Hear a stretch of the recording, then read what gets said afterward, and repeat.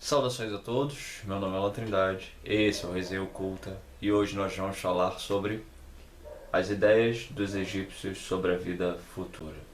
Esse livro foi escrito por E.A. Wallace Budge, contém 121 páginas divididas em 5 capítulos e foi publicado no ano de 2004 pela Madras Editora. Obviamente que, embora essa edição tenha sido publicada em 2004, esse livro é muito mais antigo que isso, né? O E.A. Wallace Budge é um dos maiores egiptólogos, né, que a gente tem em todos esses poucos anos da existência da egiptologia enquanto uma ciência realmente preocupada em avaliar os fatos científicos, né, relacionados ao Egito Antigo, especialmente porque ele é um desses indivíduos que então foi um dos primeiros ali, né, a juntar o estudo da egiptologia com o conhecimento hieroglífico, né? Então ele vem dessa leva de egiptólogos que já então conseguiam traduzir o que a escrita hieroglífica queria dizer e etc. E sempre quando a gente fala desses livros antigos, né, em se tratando de egiptologia, é sempre bom e importante a gente relembrar aquela coisinha, né? Que embora falar desse livro aqui tenha uma importância no sentido histórico, né? O E.A. Wallace Budge é um indivíduo que tem essa importância, né? Um nome importante dentro do contexto da egiptologia, então ele precisa ser lido, né? Porém, por se tratar de uma ciência que está sempre descobrindo novas coisas, então alguns conhecimentos podem se tornar obsoletos de acordo com novas descobertas. Então é sempre importante a gente fazer esse tipo de balanço, né, quando a gente vai falar de egiptologia, mesmo para nós que somos leigos, né, e não somos formados, etc., enquanto psicólogos, egiptólogos, né? Mas é sempre importante fazer esse balanço, né? Entender o que esses indivíduos falavam no seu tempo, mas buscar fontes mais recentes, né, para saber se algo foi mudado e etc. Baseado nos meus estudos atuais, eu posso dizer que muitos dos conceitos apresentados aqui pelo Budge, eles continuam em vigor nos dias de hoje, mesmo entre aqueles indivíduos que são praticantes, né, modernos da religião egípcia, que é o que a gente vai chamar genericamente de quemetismo, né? Então isso também é importante a gente ressaltar, que algumas pessoas pensam que o quemetismo é um termo que significa um grupo específico, mas não. Quemetismo, né, é um termo usado porque vem de Kemet, né, que é a forma como a terra do Egito era chamada. Então quemetismo ele é um termo que designa todos esses segmentos modernos, né, que buscam esse reavivamento das práticas do culto e religiosidade egípcia antiga. Então, esses indivíduos eles sempre vão buscar essas fontes, né, fontes de egiptólogos, né, e muitos deles vão ser egiptólogos também, para poder basear cientificamente, né, em estudo a sua forma de culto aos deuses antigos.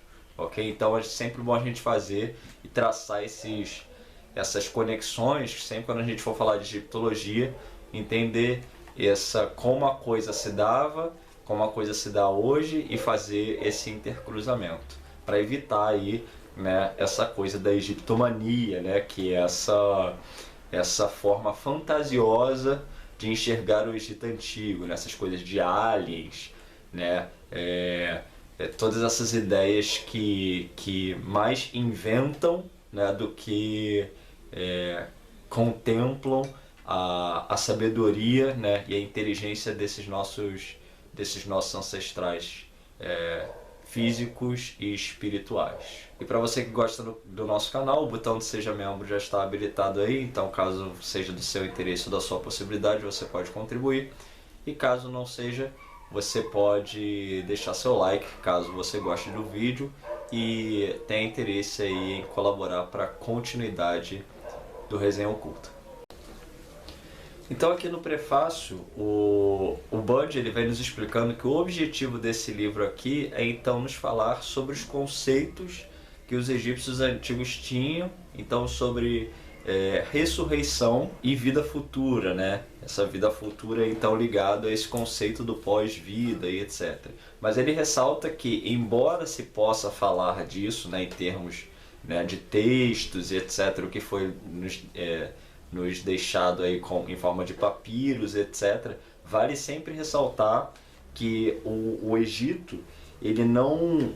E foi uma nação que viveu aí, né, tem um registro de história aí de mais ou menos 5.000 anos, né, antes da Era Comum, né, todo esse período aí, né, de culto a esses deuses, etc. Então é bastante tempo, né, se você for comparar, por exemplo, com o tempo da Era Cristã, que tem apenas 2.000 anos, né, o Egito aí teve 5.000 anos, né, então é bastante tempo. Então isso obviamente significa que muita coisa mudou, e que, por se tratar de um país, né, heterogêneo, então conceitos diferentes podiam ser encontrados em diferentes localidades desse povo, né? Então não há de se pensar que todo o Egito pensava de uma mesma forma, que a forma de culto aos deuses eram sempre iguais, e etc, etc. Então havia uma pluralidade de pensamento, e não só em termos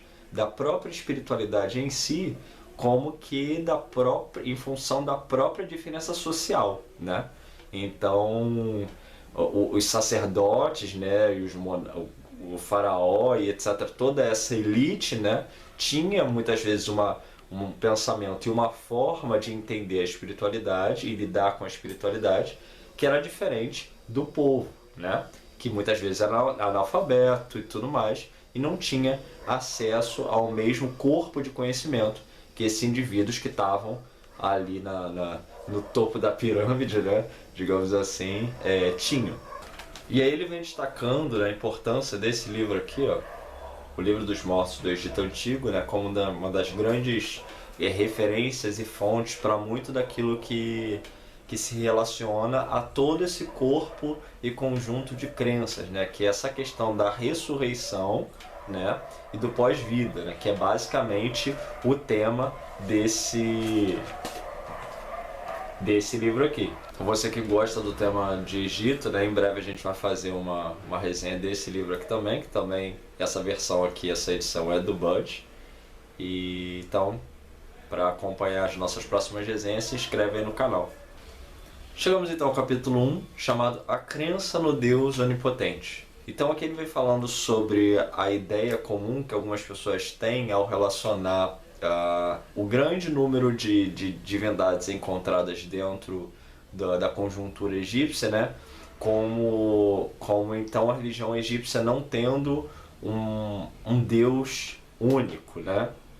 E isso sabe-se, tudo indica, né, que não procede, né? Na verdade, existe a crença num Deus único, onipotente, etc., criador de toda a existência, e esse criador, então, que vai ser referido como Netzer, né? Então aqui ele vem destrinchando esse conceito, né, buscando ali a etimologia da palavra possível, né, e um dos símbolos que se relaciona provavelmente a todo esse conceito da divindade seria então um machado de pedra, né, com algumas tiras de couro cruzando, amarrando, né, esse machado, como então relacionando esse símbolo e palavra ao conceito de força, né?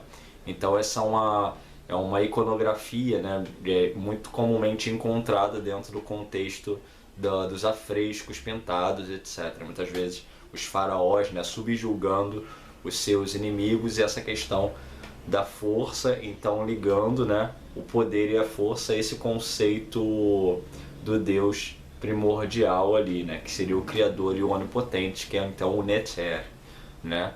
Mas esse Netzer, ele é o Criador, ele é o ser onipotente, porém é ele quem manifesta toda a criação, né? Então ele, através de sua expansão, dá origem aos Netzeru. Então, que são esses diversos deuses que as pessoas conhecem, né? Então a ideia mais comumente aceita dentro dos estudos da egiptologia, né, sobre como era a visão desses egípcios antigos, é justamente essa, que embora eles crescem em um Deus criador onipotente, eles criam igualmente que esse Deus criador se subdivide, se expande, né, na sua própria criação e se manifesta de diferentes formas. Essas diferentes formas são os conhecidos Netzeru. E dentro desse contexto, então o que a gente tem? A gente tem o Deus Criador, né, que é o Netzer, e que muito provavelmente a palavra, né, significasse poder ou força, e é dentro do meio moderno comumente aceita e traduzida dessa forma por muitos quenetistas e egiptólogos, etc., né? Mas também alguns vão traduzir como Deus mesmo, ou seja, Deus, poder, força. Todas as palavras vão ser usadas aí num contexto ou outro para definir esse Netzer, que é essa potência, né? Essa força criadora inicial. Então o plural de Netzer é o Netzeru, são os Netzeru, né? Então sempre que tem U no final das palavras egípcias, na maior parte das vezes é a forma plural, né? Nós temos o S, eles colocavam o U no final. Então, Netzer, Netzeru, plural, né? Ou seja, Deus e os deuses, né? E de uma forma geral, a manifestação desse Deus único, né, era entendida como sendo Ra. Então a gente tem um conceito de um Deus criador, a forma desse Deus criador, da manifestação desse Deus criador, é muitas vezes entendida como sendo Ra, né? Ou seja, quando ele se manifesta na própria criação.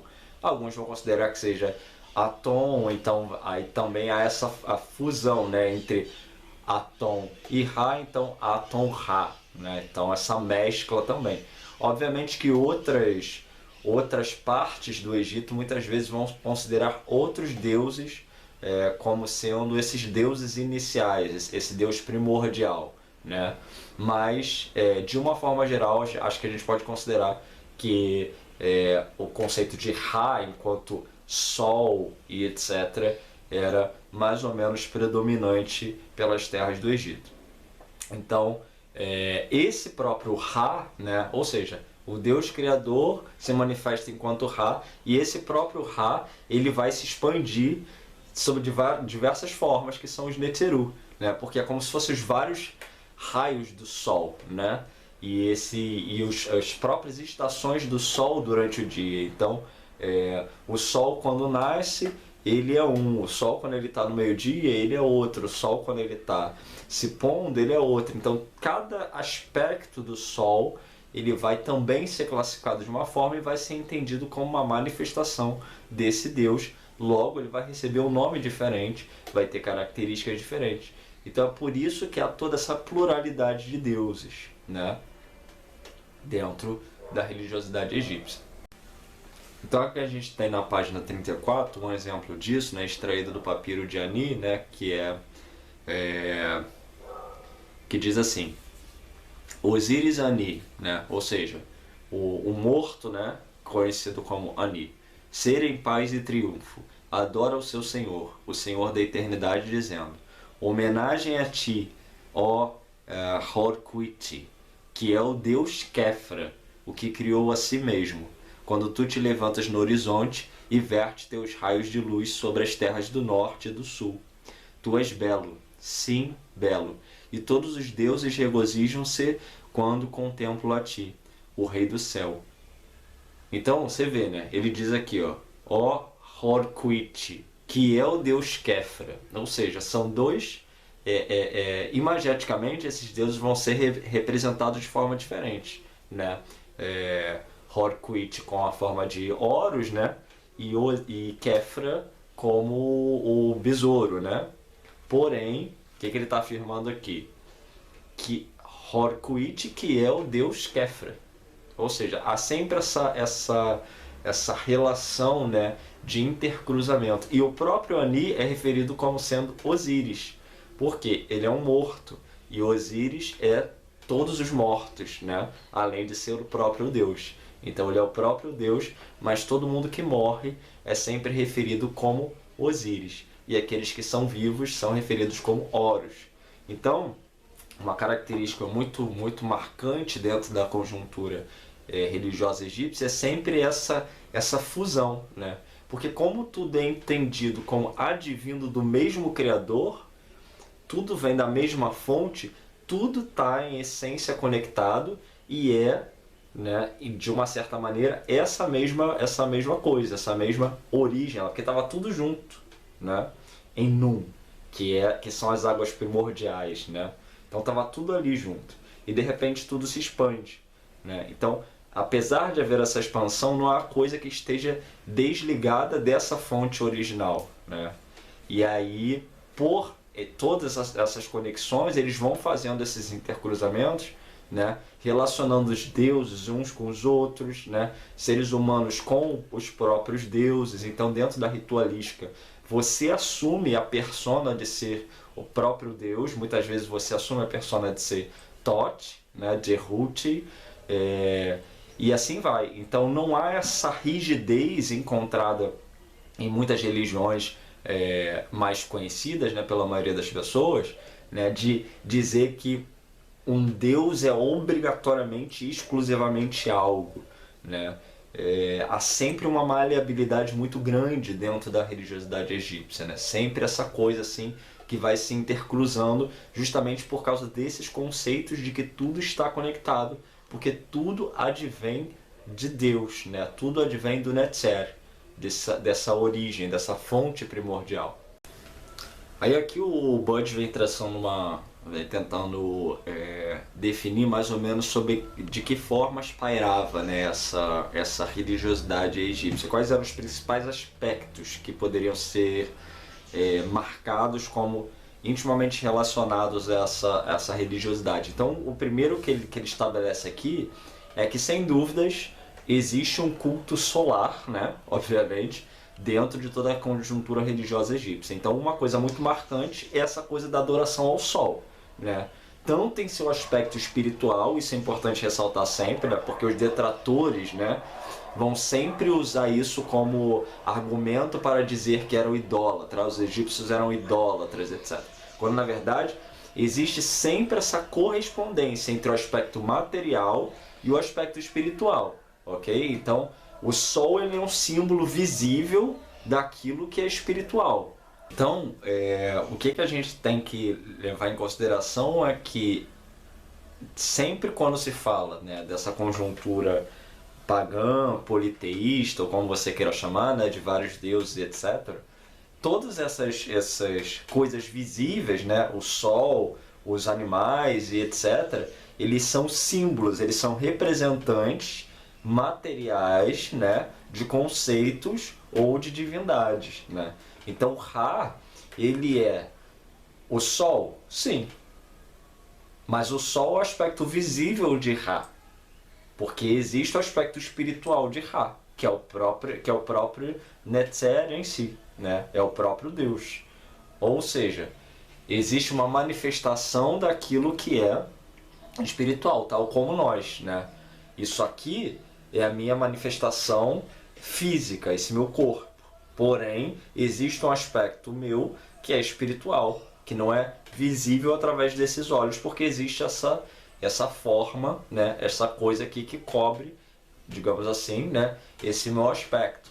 Então, essa correlação é sempre muito importante manter em mente, né? E o mesmo vai se dar para as outras formas, né, de culto encontradas. Então, primeiro ele vai estabelecer que existe essa predominância do culto solar, né, porque a gente está falando até de um deserto, ou seja, o sol é uma presença muito importante dentro daquela região ali, né, porque o sol bate diretamente ali e tem toda aquela grande área desértica no Egito, né? O segundo aspecto encontrado comumente dentro da religiosidade egípcia é a presença de animais, né? Então isso também é uma coisa muito marcante, inclusive às vezes mesclados às formas humanas, muitas vezes nas pinturas, né? Então a gente vê lá, por exemplo, Anubis, né, que tem corpo de ser humano, mas cabeça de chacal e etc. Mas muitas vezes Anubis vai ser representado como um próprio chacal em si. Da mesma forma que Horus pode ser representado como tendo cabeça de falcão ou sendo o próprio falcão em si.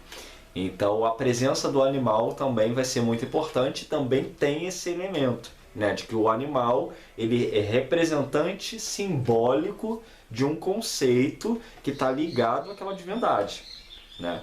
Então, por que, por exemplo, o falcão ele é associado a Horus, né? E ele é representado como tendo essa relação muitas vezes, né, zoomorfizada, antropomorfizada e etc. Né? Porque as características do falcão são associadas à divindade. Então aquela divindade, por ter essa característica, ela vai então ter um representante simbólico, que pode ser na forma de um animal, mas não é o culto ao animal em si, né? Da mesma forma que a gente encontra dentro do cristianismo esse tipo de correlação, né? Por exemplo, tem lá o Espírito Santo é representado como sendo uma pomba dentro do catolicismo, né? Muitas vezes, né? Jesus é representado como sendo um cordeiro e etc. Porque aqueles animais simbolizam um conceito que está atrelado àquela divindade. Então a gente tem o culto solar, né? A relação com os animais, e o terceiro aspecto que o Bud vai elencar aqui é a presença de uma divindade intermediária, que é o caso de Osir, né? Ou seja, Osíris, né? Que é esse deus entre mundos, né? Ou seja, Osíris ele é o responsável pelo Duat, né? Que é o submundo, é o mundo dos mortos, para onde todo mundo vai. Ele é o rei daquele lugar e, portanto, ele faz esse elo de ligação entre a humanidade e o mundo dos mortos, o mundo dos espíritos. Então são três aspectos, né? Veja que nesse caso, por exemplo, Osíris, embora ele seja associado, obviamente, também a Ra, né? Também a Deus, ele ainda assim ele representa um aspecto diferenciado do culto, que é essa posição de intermediário entre encarnados e desencarnados. E é por isso que a gente chega no segundo capítulo, que se chama Osíris, o Deus da Ressurreição. Então a história de Osíris já acho que é muito conhecida pela maioria das pessoas, né? Que ele é traído pelo irmão dele, o Sete, né? E então é assassinado, depois ele é desmembrado, e a sua esposa Ísis, né? Que também era sua irmã, tem que correr o Egito lá para juntar suas partes e fazer os rituais necessários para que ele ressuscitasse, né? E aí nisso também há a correlação de Osíris como não apenas o Deus da ressurreição, como também o Deus da fertilidade, né? O Deus daquele que vai trazer a fartura, a prosperidade. Justamente por quê? Porque a correspondência é de que aquilo que está enterrado, né? Gera o alimento que sai da terra, né? Então, muito comumente aparece a representação de Osíris, né? Deitado com trigos saindo do corpo dele, né? Ou seja, uma relação aí com essa questão da fartura, do alimento, etc. Lembrando que o trigo, né, é um elemento muito importante para a humanidade, até de uma forma geral, né, porque ele é um elemento base para a fabricação de muitos alimentos que desde a antiguidade a gente consome, como pão, biscoitos, né, cerveja e tudo mais. Todos esses itens muito, muito presentes dentro da cultura egípcia já há 4.000 anos, etc. atrás. Então, essa história, né, de Osíris, ela vai marcar justamente ele como não apenas esse intermediador, né, entre homens e mortos, porque ele é aquele que supera a própria morte, né, ele ressuscita, né, então a gente vê também uma relação muito próxima, como eu falei no outro vídeo, com os conceitos cristãos, nessa coisa do ressuscitar, né? E lembrando que ressuscitar não é reencarnar, né? São coisas distintas. E Osíris vem então marcando isso muito fortemente, né? Dentro da religiosidade egípcia. E isso vai ser uma característica muito presente dentro da religião como um todo, né? Durante muito tempo ali dentro da religiosidade egípcia. Então, o Bud ele vem falando isso, né? Que por Osíris, a crença popular era de que Osíris de fato existiu, né? Segundo Bud, as pessoas criam nisso, né, de que ele de fato tenha sido um ancestral vivo, um ser humano mesmo, que passou por aquele processo ali de ser morto e ressuscitado, a mesma coisa que as pessoas acreditam sobre Jesus, né, que ele existiu de fato e ressuscitou e etc. E que justamente por isso pouco se sabe da história de Osíris, né, porque como ele era muito conhecido, a história era muito conhecida, então os indivíduos não se preocuparam em registrar a história dele. Entretanto, Plutarco, né, teria feito essa tarefa, né, em sua ida até o Egito, né, muito interessado por todo aquele contexto ali, e então teria feito registro, né, do que as pessoas falavam sobre o culto de Ísis e Osíris, né, como era a crença popular em cima de tudo isso. Então ele elenca aqui nesse capítulo, né, muito dessas ideias, assim, o que Plutarco vem dizendo, o que os textos confirmam de tudo isso e etc. E aí o Bud vem destacando aqui ainda que o Osíris ele foi se tornando tão popular justamente por causa dessa questão, né, dele ser visto como um ser humano que superou a morte, né, e alcançou o posto de um Netzer, né, de um deus, que as pessoas passaram a querer cultuá-lo, né, porque as pessoas queriam também alcançar a imortalidade, né, essa imortalidade conforme vista dentro da história de Osíris.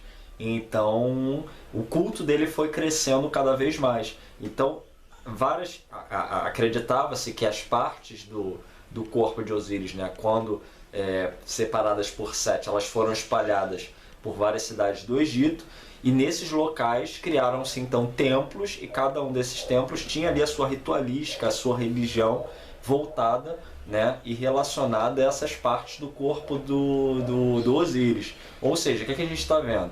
A ideia de um Deus que ressuscita, né, que vence a morte, que alcança a imortalidade e que suas partes são espalhadas e que templos são criados ali, etc. Mais uma vez, muito parecido com essa coisa cristã, né? Esse vídeo está parecendo aquele outro que eu já fiz sobre a origem egípcia do cristianismo, mas é impossível não fazer esses comparativos, né? Justamente por causa disso, porque dentro do contexto católico, o que a gente vai encontrar? A questão das relíquias, né? Então dentro da Europa você vai ter isso, né? Igrejas que dizem ter relíquias da época da crucificação do Nazareno, né? Então a igreja tal tem o prepúcio, a igreja outra tem um pedaço da coroa de espinhos, a outra tem um pedaço da cruz e assim vai, né? Muito parecido, né? Toda essa conjuntura, né? Será que é por acaso, né? Por isso que muitas pessoas vão fazer essa correlação dizendo que, né, o cristianismo é uma religião fake, né? Ela foi uma reformulação de todo esse contexto egípcio, né? Eles simplesmente pegaram e adaptaram para o contexto europeu mais moderno, né? O que não é de todo, né, absurdo de se pensar, justamente porque tem muitas coisas muito parecidas de fato, né? Então é sempre bom a gente manter em mente essas possibilidades, mas obviamente, né, buscar fundamentos históricos para poder falar essas coisas, né? Lembrando que, mais uma vez, já falei no outro vídeo, e vale acho que ressaltar aqui também, né, aquele documentário lá, do Zeitgeist, né, não é uma boa referência para isso, porque tem muitas inverdades ali nesse ponto, ok? E uma coisa que vai ficar muito marcada também, segundo o Bud, dentro da mentalidade do egípcio, né, antigo, era a coisa da podridão. Então, assim, eles tinham muito medo do apodrecimento, né? Muito medo de que a carne ela apodrecesse e tudo mais, as coisas estragassem, cheirassem mal, né? Até hoje em dia, por exemplo, muitas correntes modernas de quemetismo, você tem que ser muito limpo para poder falar com os Netzeru, né? Tudo tem que estar sempre muito limpo, tudo muito higienizado, nada pode ter sujeira, nada pode cheirar mal, justamente porque o cheirar mal e a sujeira remete a essa coisa do apodrecimento, né? Então isso não podia ser, não pode acontecer, inclusive em muitas correntes modernas, ok? Então a ideia de apodrecer o corpo, né, provavelmente dava para eles a certeza de que eles não poderiam superar a morte, porque Osíris foi reconstituído por Ísis e ele superou a morte com seu corpo, correto? Então, se ele superou a morte com seu corpo, lógico, eu acho que isso é uma conjecturação aqui, tá? Não estou dizendo que isso é egiptológico, etc., que eles de fato pensavam assim, mas vamos tentar pensar aqui associativamente baseado no que o Bud está falando aqui, né? Se Osíris superou a morte com o seu corpo reconstituído, né? Então, se o corpo apodrece, logo não pode haver ressurreição, porque já não tem mais corpo, né? Veja que, curiosamente, em algumas correntes cristãs, por exemplo, você não pode ter seu corpo cremado. Você tem que ser enterrado, mas não pode ser cremado. Justamente porque acredita-se que se você for cremado, você não pode ser ressuscitado no dia do julgamento, né? Então, ver essas conexões, né, mesmo hoje em dia com uma outra religião, talvez, né, nos dê os links necessários para entender por que eles pensavam dessa forma também. E aí, para confirmar esse conceito, né, sobre a crença, né, de que a preservação do corpo era importante para a ressurreição e a manutenção do pós-vida, né, ele vem elencando então alguns fatos encontrados dentro da conjuntura egípcia antiga, né, que muito provavelmente comprovam isso, que é o fato de que alguns corpos eram mutilados. Então muitas vezes arrancava-se a cabeça de alguém e separava essa cabeça, arrancava a cabeça depois que a pessoa morreu, tá? Quer dizer, eu imagino que era depois que morreu. E depois enterravam-se de forma separada, justamente para quê? Para que não houvesse essa possibilidade, né, dessa pessoa ter uma continuidade da vida. E aí a gente entra no ponto do conceito do Ka, né, que é o segundo corpo, ou seja, nós temos o corpo físico e digamos que o segundo corpo, entre aspas, né, é o Ka. Então o teu Ka, ele é um reflexo disso aqui, ok? Então você tem seu corpo físico, o Ka é uma forma menos material disso aqui. Se você danifica o corpo físico, o Ka, por ser um reflexo disso aqui, ele reflete esse dano. Então, por exemplo, se você não tem um braço, o teu Ka, tecnicamente, não vai ter um braço, né? Porque ele é sempre um reflexo. Logo, se eu destruo o teu corpo físico, eu destruo o teu Ka, né? Então, essa seria uma forma de impedir a continuidade da vida do indivíduo ou a possibilidade de ressurreição dele, né? Aí há essa incerteza quanto à crença em si. Se era uma crença de que o indivíduo era eliminado da existência, né? Ou se na verdade ele seria impedido de ressuscitar, né? Porque ele já não tinha corpo físico, então ele viveria de uma certa maneira eternamente ali no Duat, mas não podendo ressuscitar. Aí há uma discussão em cima disso, etc. Não sei como é que está isso modernamente, mas o Bud vem trazendo que há essas duas possibilidades de crença. Isso não é uma crença exclusivamente egípcia, tá? Existem alguns outros lugares no mundo onde se pratica a mesma coisa. Muitas vezes você vai encontrar corpos, né? Até na Europa, mutilados ou com pedras e coisas do tipo, para que se impedisse que esses mortos voltassem para atazanar a vida das pessoas que viviam numa viela ou algum lugar assim. Chegamos ao terceiro capítulo, chamado Os Deuses dos Egípcios. Aqui ele vem então dizendo que espera ter deixado claro essa diferença, né, entre Neter, que é o Deus, né, e os Neteru, que são as manifestações desse Deus, ou seja, todos eles são esse mesmo Deus, né, e que dentro dessa conjuntura de pluralidade, um Deus podia ser pertencente a uma localidade, né, e muitas vezes não ser conhecido por outras localidades do Egito, por ser de repente de uma cidadezinha ali, e ele estava restrito àquilo ali. E aí isso dava duas possibilidades: ou desse Deus subir, né, dentro do contexto do panteão, quando, por exemplo, se alguém daquela cidade conseguisse um status maior dentro da sociedade, muitas vezes ele levava esse deus com ele e esse deus ascendia dentro do panteão junto com ele, então ganhava mais adeptos, né, mais culto e etc. Por quê? Porque muitas vezes as pessoas pensavam o seguinte: aquele indivíduo é devoto daquele deus, então se ele conseguiu ascender socialmente, talvez aquele deus é que tenha ajudado ele. Logo, ele é um deus mais interessante que o meu. Por isso eu vou trocar, né? A gente vê isso mais ou menos hoje em dia acontecendo ainda, né?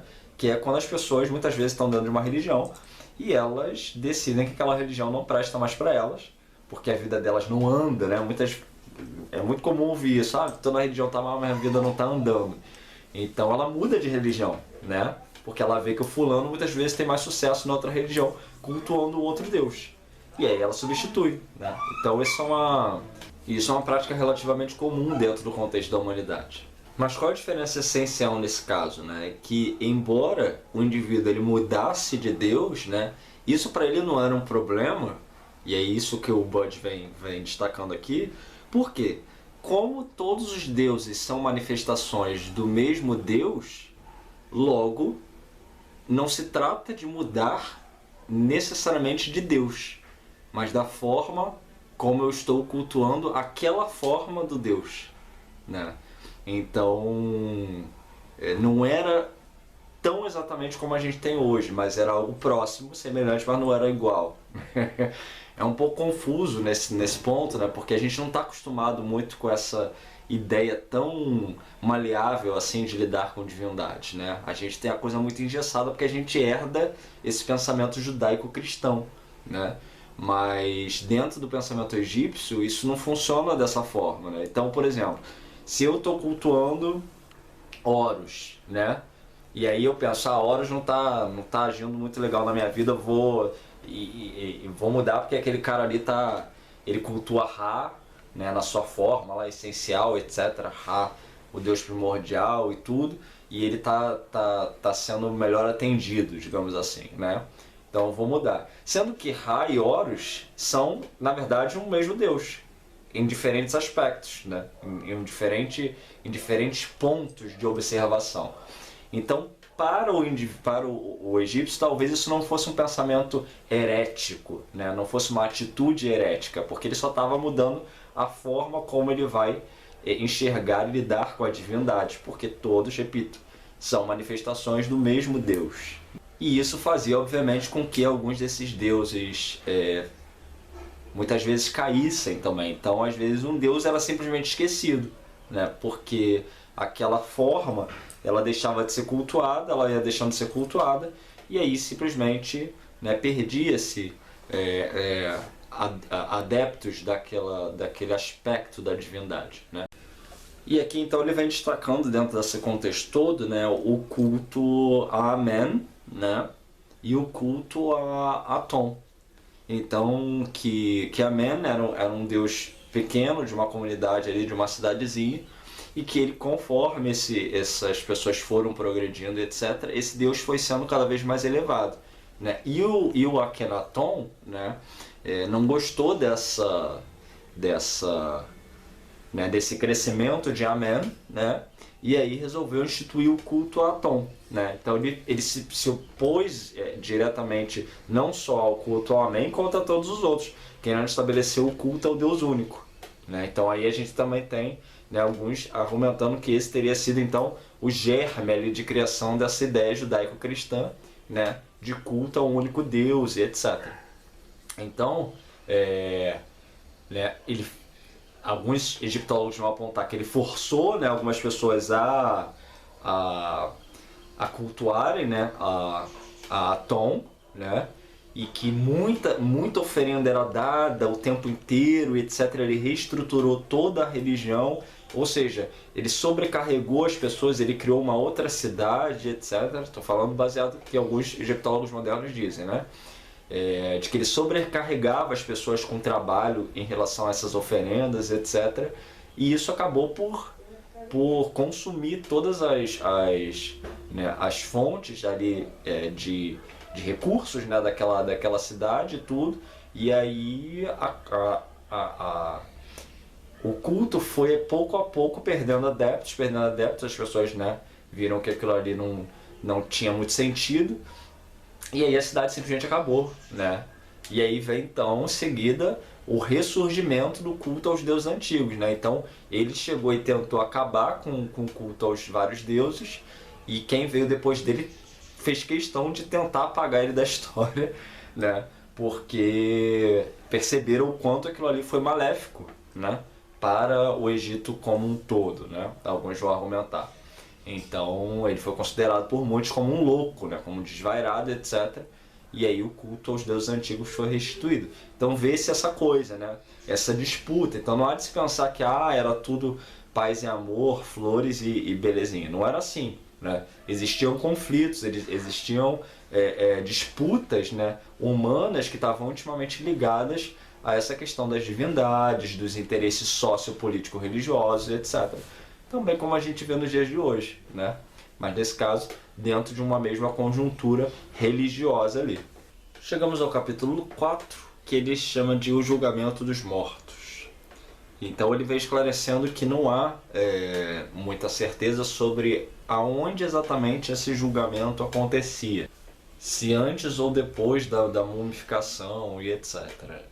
Então aí essa questão em relação à questão metafísica, né, ou física, se o julgamento ele necessitava dos processos ali de mumificação para só então ocorrer ou não. Aí levanta a questão sobre o que acontecia com os condenados, né, porque lembrando que, para quem não sabe o que a gente está falando aqui, o julgamento é o julgamento de Osíris, né? Então, chamado de julgamento de Osíris, tá? E alguns vão chamar de Maat também, mas é basicamente a mesma coisa, que é o quê? Você morria, e aí você era conduzido por Anubis, né? Para esse julgamento. E aí tava ali Derut, que é Tote, com um caderno, Osíris junto a vários outros deuses, e você tinha que negar coisas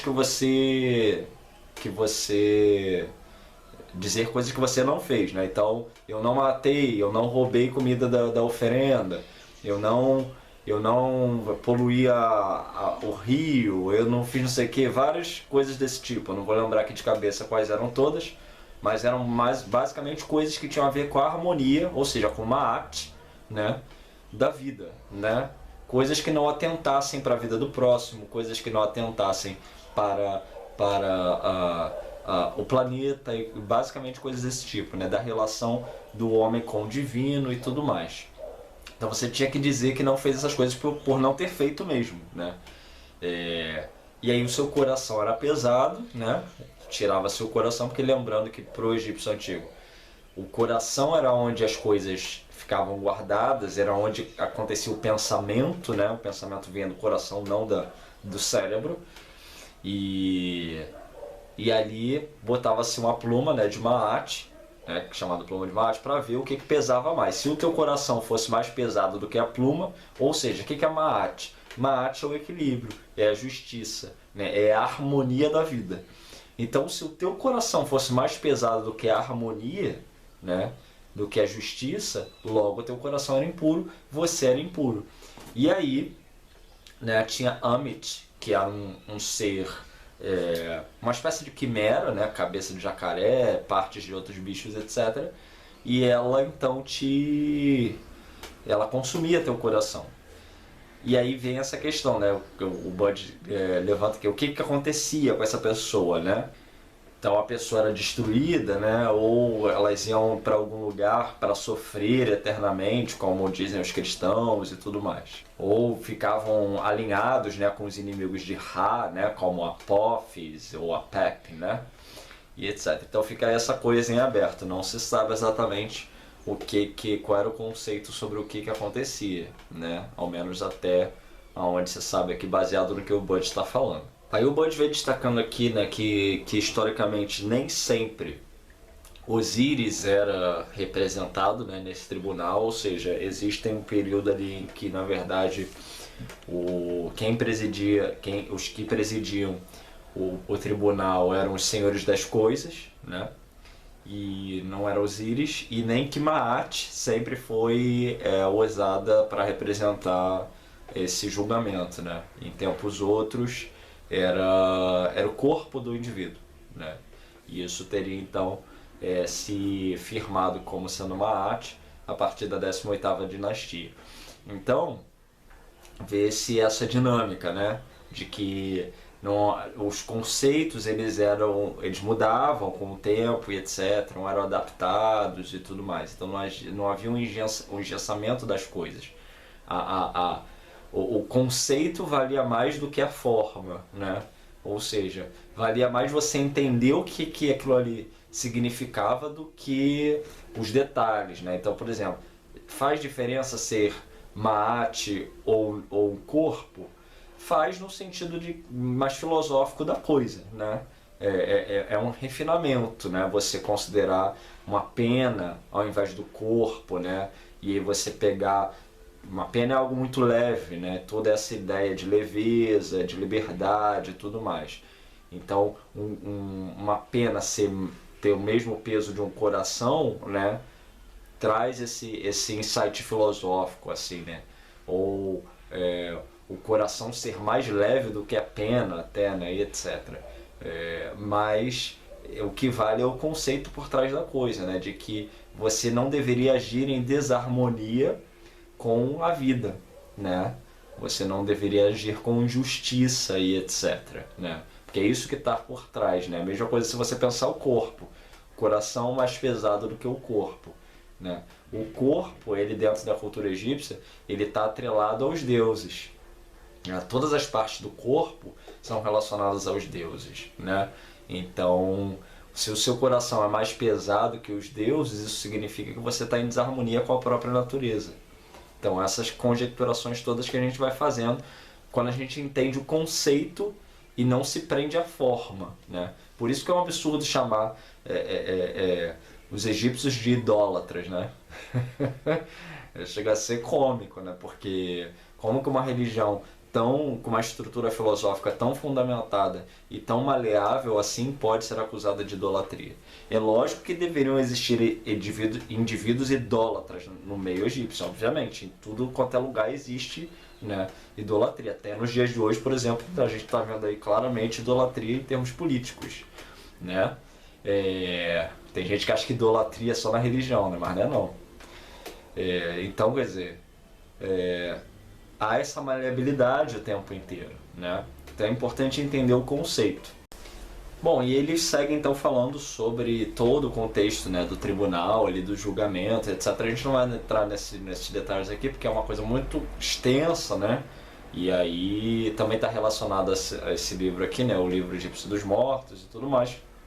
Então, bom, tem bastante material aí na internet para entender basicamente isso. Chegamos então ao último capítulo, que se chama Ressurreição e Imortalidade. Então a primeira coisa que a gente tem que entender é que para o egípcio antigo, segundo afirma aqui o Bud, né, a vida no pós-vida era um fato in contest, ok? Isso não era um debate. Era a unanimidade, a crença, né? Unanimidade, obviamente que, né, salvo, né, pessoas que talvez não acreditassem em nada disso, porque sempre vão existir. Mas assim, toda a estrutura religiosa, social e etc. era baseada na crença comum de que você morria e a vida continuava. A vida no plano espiritual, no Duat, no primeiro momento. Você morreu, você vai para o Duat, e aí passa pelo julgamento e tudo mais, né? Em seguida, esse julgamento, você poderia se tornar um Ar, né? Ar é A-K-H, né? E você integrar o corpo, né? O conjunto dos Ahu, né? Que são os ancestrais iluminados, digamos assim, né? Então, são aqueles que são justos de voz. Eles são aqueles que passaram pelo julgamento, não tinham crimes, né? E então passaram a compor esse grupo de ancestrais ali que tem, né, essa característica e vivem junto a Osíris, né, lá no paraíso, né? Então você vê aí a similaridade, né, com muitos dos conceitos que a gente tem nas religiões mais conhecidas aí, né? Então, o Bud vai dizer aqui que algumas pessoas vão afirmar que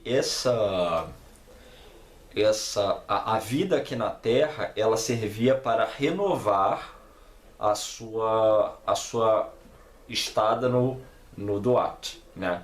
Então isso aqui seria uma espécie de período para você executar determinadas tarefas, trabalhos, etc, para que você pudesse então de repente ganhar pontos para poder ir morar junto a Osíris no paraíso e tudo mais. Então assim, há essas especulações diversas, não se sabe exatamente, né, qual era a crença nesse ponto, mas o que se sabe com certeza é isso, de que existia a crença no pós-vida, existia a crença de que você ia para um outro plano existencial, que era o Duat, e em seguida você tinha a possibilidade de ir para esse paraíso, ok? Viver junto a Osíris, também chamado de Campo dos Juncos. Nesse local, você vivia uma vida muito similar a essa aqui. Não era grande diferença, segundo a crença, né? Você ia ter sua casa, ia ter seus empregados, se fosse o caso, né? Você ia plantar ali, era uma vida muito parecida com essa daqui. Porém, você vivia meio que num estado contemplativo, um estado de bem-aventurança e tudo mais. E aí ele vem elencando novamente o ponto aqui, né, que se não se sabe exatamente se eles criam numa ressurreição literal, né, do corpo, tal como lá o conceito de Osíris e tudo mais, ou se eles criam que esse corpo servia apenas como uma base para a permanência nesse outro plano existencial. Então percebe a dualidade aí nos conceitos? Talvez eles crissem que, ok, existe um plano espiritual, mas um dia eu vou voltar e eu tenho que ter esse corpo aqui perfeitinho para eu poder viver nessa terra aqui de novo. Isso é uma possibilidade. A outra é que eu tenho que manter esse corpo na terra, mumificado, preservado, etc, porque esse corpo sustenta o corpo espiritual. Então se destruir esse corpo aqui, o corpo espiritual vai ser danificado e tudo mais.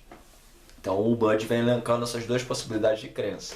Porque acreditava-se que o corpo tinha uma íntima relação com o espiritual. Fosse para ressuscitar, fosse para manter o espírito, né? Mas o corpo é sempre uma parte importante da existência do ser humano, segundo aponta o Bud aqui em relação à crença egípcia de qualquer tempo. O corpo é uma parte importante. E aí, justamente por causa dessa importância do corpo, né, ele teria então passado a ser mumificado. Então antes ele não era mumificado, eles eram enterrados, mas por causa de toda essa importância, no período faraônico ali, ele começa a ser mumificado, tem todo aquele, né, aparato que é feito e tudo mais. Lembrando que nem todo mundo era mumificado, né, porque nem todo mundo tinha dinheiro para isso, era caro, né, os sacerdotes cobravam, tinha que ter uma série de elementos ali para você mumificar um corpo e guardar aquele corpo. Né, não era só também mumificar, você tinha que botar no local especial. Por isso que basicamente, né, quem fazia os que eram mumificados eram as pessoas ricas daquela sociedade.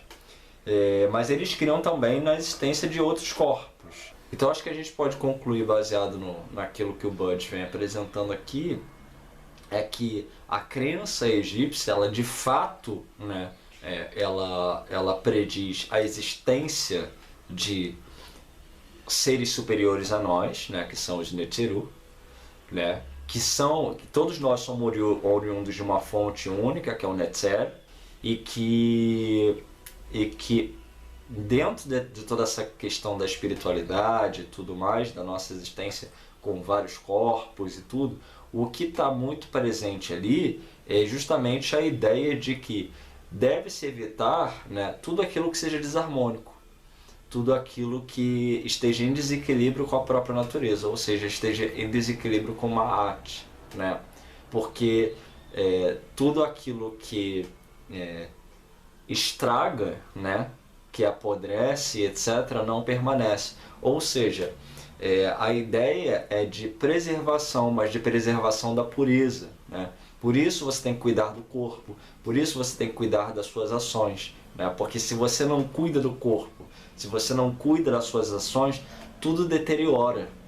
E para o egípcio antigo, o grande horror era o apodrecimento, o grande horror era a inexistência, né? Então, por isso essa coisa de mutilar os corpos de pessoas que eles não queriam que vivessem mais, etc. Porque o horror era a inexistência, o horror era o apodrecimento.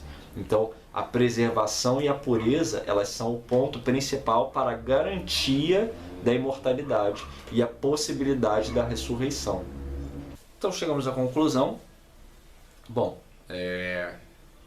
acho que nem precisa comentar mais muita coisa, né? Esse é um livro, embora curto, né? 100 e poucas páginas, mas que traz um mundo de informação interessante, né? Sobre esse universo tão fantástico que é o Egito Antigo, né? Que muitas vezes é tratado com com um certo desdém, né? Por muitas pessoas adeptas de outras crenças, né? Que resolveram demonizar toda a conjuntura egípcia, mas é fato que muitas outras enxergam no Egito essa fonte tão maravilhosa de riqueza espiritual, intelectual e etc. Então,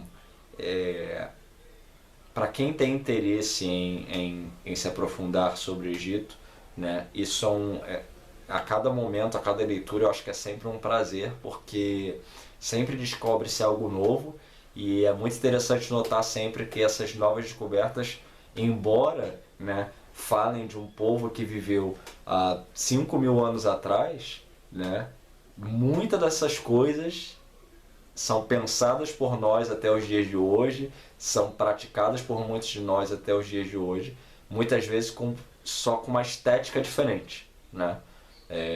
Ou com outros nomes, mas ainda assim, basicamente a mesma coisa. Então é sempre é muito interessante, né? Observar isso e ver o quanto de beleza e riqueza esse povo conseguiu reunir, né, dentro da sua própria cultura e sociedade e nos deixar esse legado tão importante aí. Então, bom, certamente é uma leitura recomendada, né? Mas tem que ter sempre em mente aquilo, né? Ler um egiptólogo desse antigo, mas também ler os egiptólogos mais modernos, para a gente saber aí se novas descobertas foram feitas, se mudou alguma coisa ou outra. Eu vou continuar trazendo material aqui sobre o Egito Antigo, porque tem sido meu objeto de estudo atualmente e tem sido um prazer poder falar disso aqui. Então, muito obrigado pela sua atenção e até a próxima.